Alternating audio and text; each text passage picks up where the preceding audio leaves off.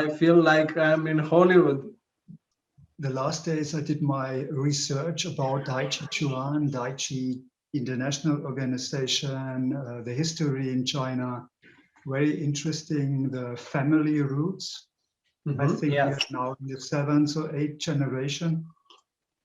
And today you want to show or tell about part the horse mane, what it means. Part the horse mane from the Is Yang style Tai Chi.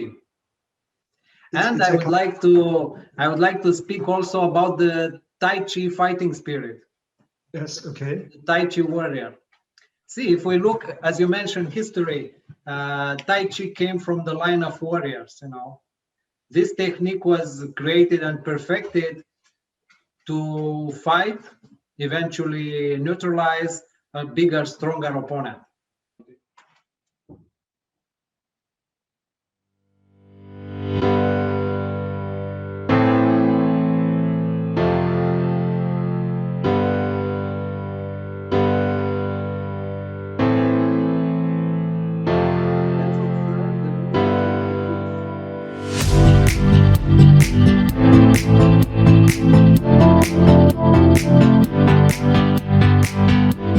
See, the spirit of the warrior is to neutralize the eventual opponent, but not to destroy him.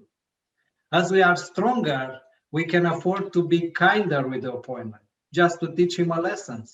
And Tai Chi is really made for self-defense in the horse mane. Yes, this was my question, because you have fast and slow movements, you have big and small movements, you have different heights, you have different animals, crane, tiger, snake. Would be interesting to see this different kind of movements. I will try my best to answer all these questions. Okay. And now I'm just going to show the part of the horse mane. Let's pretend this side is left side. Just let's observe the movement of the feet.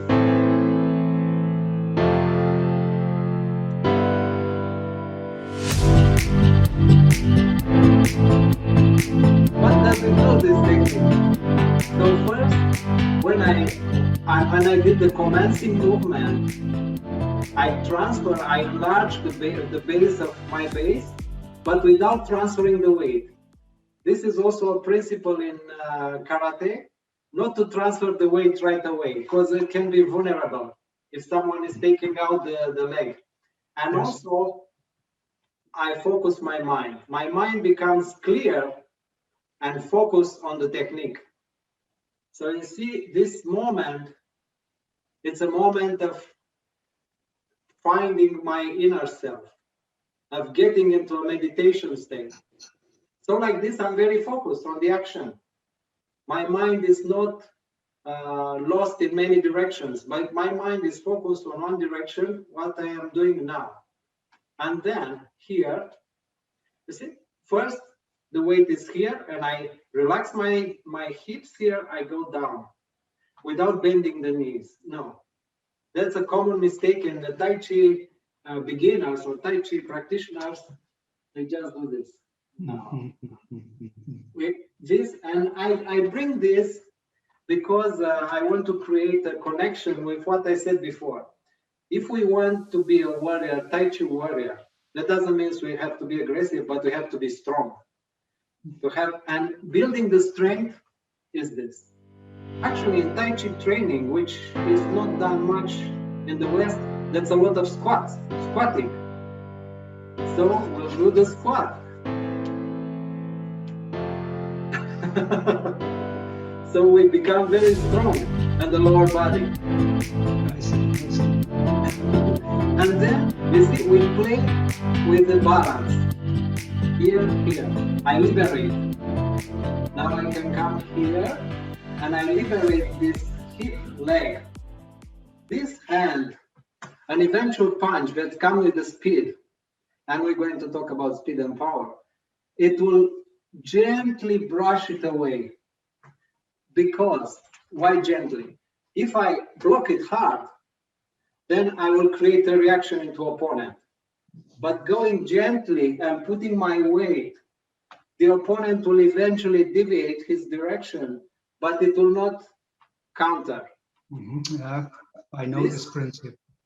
This leg, it goes behind his leg here, thigh against thigh. And this hand comes under his arm and pushes him, just neutralizing him. As the fall is harder, he might harm himself harder, but the fall, the intensity of the fall is related to the intensity of his attack. If he comes harder on a Tai Chi warrior, not on me, then he might receive a harder counter. Now, I want to bring another aspect. We've seen videos in the media where Tai Chi masters were easily defeated by boxers or MMA fighters.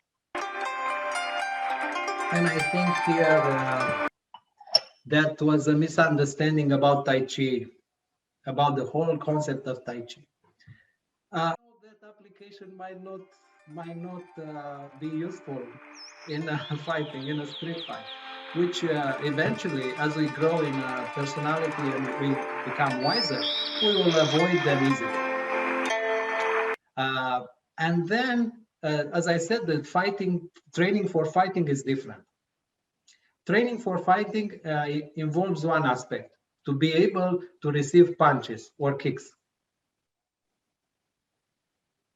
If I'm not able to receive punches or kicks, the shock of one hit will be stronger than a hit itself, and it will disorientate the person. Mentally first mentally. Yes, mentally first, physically, because physically the impact, it will create, it will raise the adrenaline, so we are able to take it. But mentally, the shock will put us down.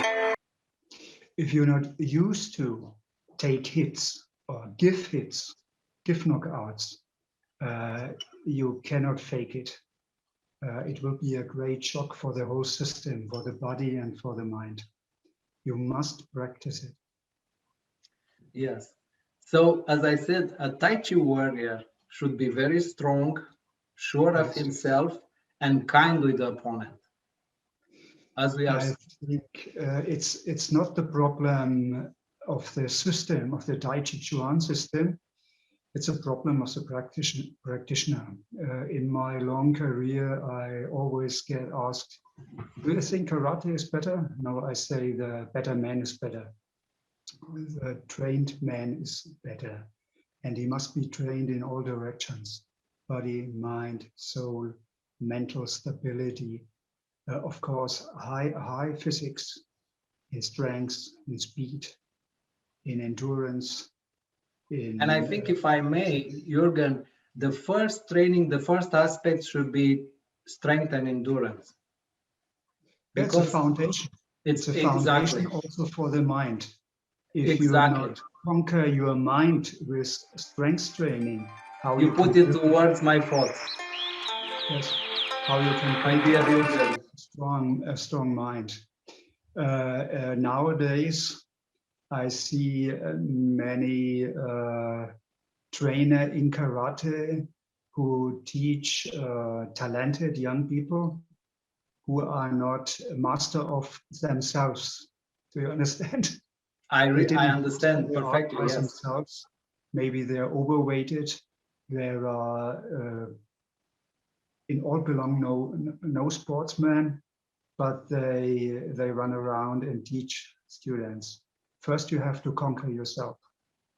In my experience, so first experience was the fights, and second one that I brought into my Tai Chi was the massage. I'm also a massage therapist. I learned massage in Thailand. So I learned a contact with human from a different perspective, from a friendly perspective, not from the fighting, opposing perspective, but from calming and helping perspective. So I learned the human body another way. So I would say we should not inflict a strong harm into opponent. Just give a lesson. This lesson will be enough. and being able to control the situation even further. This, for me, it's a very good example of strength, of inner strength of a warriors. Not to go into an eventual fight that starts without our acceptance and with the idea of destroying, of inflicting as much harm as possible, but just neutralize it, stopping the conflict. And this, it takes much strength and control. I agree and I disagree. I exactly know what you mean when you say be gentle in a fight. So you calm down your opponent and can overwhelm him with real speed, strength, and mental strength. By the way, I found a Tai Chi Chuan quote who relates perfect to this topic. It is somebody said, I don't know who is that. Be still like a mountain, move like a roaring river. So maybe quiet like a mountain, but when it comes to action, roaring like a river. I found this quote really, really nice. It was on the Tai Chi International Association website. By the way, in the beginning, you touched a big topic in traditional karate, bunkai, the analysis of techniques, the application of techniques. I really study hard now kata forms in karate for over 40 years. And I have to admit, some movements, like you said before in Tai Chi Chuan, are not so good for fighting. I don't see the real benefit. But on the other hand, I think in 80% of the kata movements, I see the application. I see also tactics. And I choose very direct applications. Nowadays, you see very fancy movements. I didn't see it in Okinawa when I was in Naha.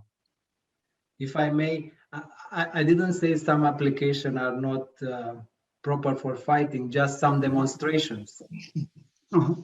People, yes, they interpret the application. Have the energy to go further.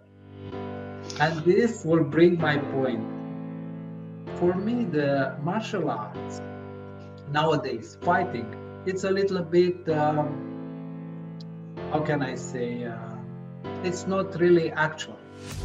But how we draw this wisdom and we put it into our life today, into present, how it helps us to build ourselves, to build our world, to build our life, to build our community. That's the wisdom we should extract. We are miners, we are researchers, we are explorers and pioneers, but we should lead a wonderful way. Very nice.